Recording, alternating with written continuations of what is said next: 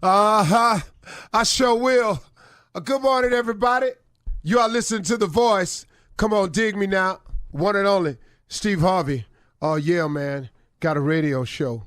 Do you understand that? I'm telling you, God been big in my life. God is a gentleman. You know, I wanna point that out to you. God is an absolute gentleman. He will not come in unless he's invited. He don't just barge into your life. He gives us the power of choice. You know, if you say you got it, I don't need you, he lets you have it. If you say, I need you, come see about me, he right there. It's just a real simple thing, man. So I always say to people this, if you've gotten yourself into something, and please know I have, man, see, that's why I'm so adamant about it. Because I've gotten myself in some circumstances and positions in my life. Boy, I've had some low moments, man. I've had some moments where I did not know what to do. I didn't know what was next. I didn't know how to go about it. I didn't have no more ideas. I was stuck. I thought a couple of times, well, might not make it past this one. But then if I don't make it past it, what's going to happen? And then I held on to this little thing that my mother kept talking to me about. She said, sometimes, son, when you ain't got nothing else in you, just hope. She said, just hope it'll be all right. You know, and what I've learned in my life is that hope is the beginning of faith. Hope is just, is there a possibility out there for me? I sure hope something happened. See, hope is okay, man. Because like I say, for me, the way I've lived my life, hope was the beginning of faith. It was just the idea. It's just the thought that something could change for me, that something could be a little bit different for me, that maybe, man, just maybe, for some reason, I could be saved. I could be rescued. Things could turn around. It could head in the other direction. Maybe I could quit messing up. Maybe somebody will forgive me. Maybe somebody will just say, all right, I don't know. But I can't count the times I've been in that position. But then once I hope a little bit, and then I remember also my mother, because she was a Sunday school teacher. She taught me the most valuable lesson I've ever learned in my life. Nothing has been greater in my life than my faith. She taught me to pray. Mama used to say, when it get real dark for you, son, prayer changes things. She said, when you seem like you lost and you can't find your way, stop and pray. She said, because prayer changes things. You know, when you get a point in your life when you've done all you can do and you can't do no more and you just don't know what to do next, she said, stop, son, pray. And combine that prayer with that hope that you got. She said, because that hope is the beginning of faith.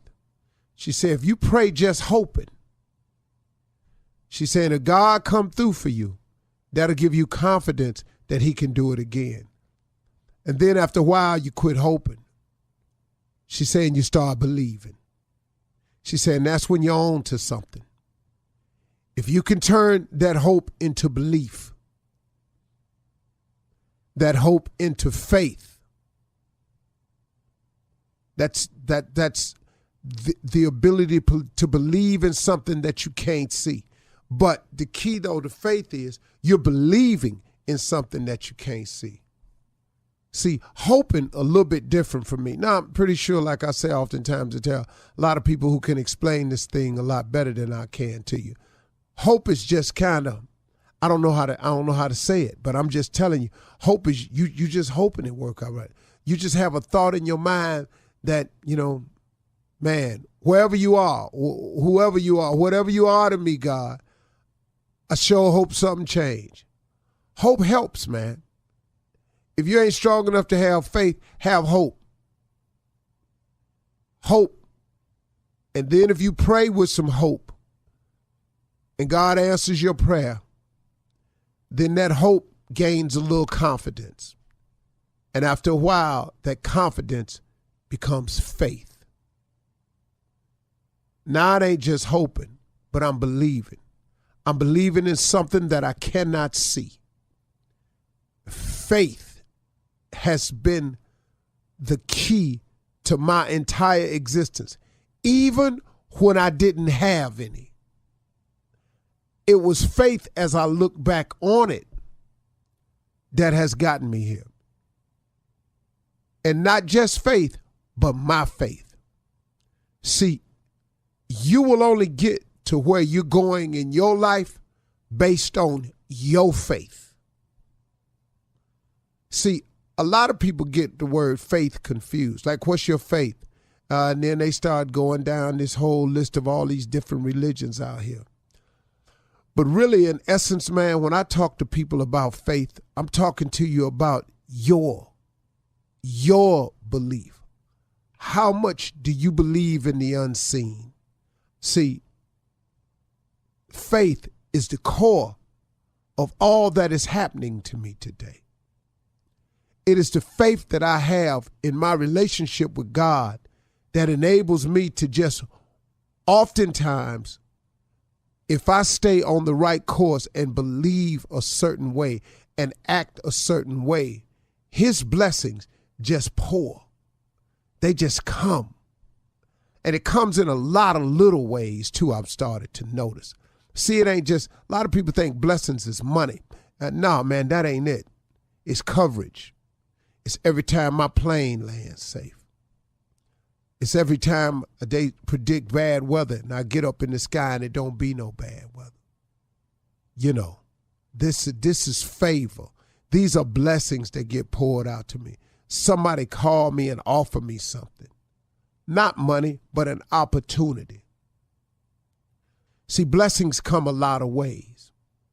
But once you tie into God, once you tie in and you start doing the best you can do, and you start asking for him to make you a better person, to help shape and mold you into the kind of man or person that he wants you to be, you'd be amazed what God can do with you, man, if you just invite him in and allow him to be a part of your life. I mean, what you got to lose out there? Come on. Why would you not change? Why would you not allow God to be a part of your life? God got some big plans for you. If he didn't, you wouldn't keep waking up. All right. From the executive producers of Hell and Gone comes a new podcast investigating the serial murders orchestrated by South African cult leader Cecilia Stein. She conditioned them to be monsters. In the world of murderous cults, if Charles Manson is king, Cecilia Stein is queen. She was telling people the Bible says you must go and kill, but actually she was taking revenge. Listen to Queen Havoc and her murder cult on the iHeartRadio app, Apple Podcasts, or wherever you get your podcasts. I'm Israel Gutierrez. I'm hosting a new podcast called 4 Years of Heat. It takes you to Miami from 2010 to 2014, when LeBron James, Chris Bosh, and Dwayne Wade set the NBA ablaze. You know, have an opportunity to team up with the best trio to ever play the game of basketball. We'll take you inside those 4 monumental years with behind-the-scenes access and insight about one of the greatest teams ever assembled. 4 Years of Heat on the iHeartRadio app, Apple Podcasts, or wherever you get your podcasts. Last season, millions tuned into the Betrayal podcast to hear a shocking story of deception. I'm Andrea Gunning, and now we're sharing an all-new story of betrayal. Ashley Litton was helping her husband set up a business Venmo account when she discovered a terrible secret. I saw a hidden folder, and I opened it. What the hell did I just see? Listen to Season 2 of Betrayal on the iHeartRadio app, Apple Podcasts, or wherever you get your podcasts.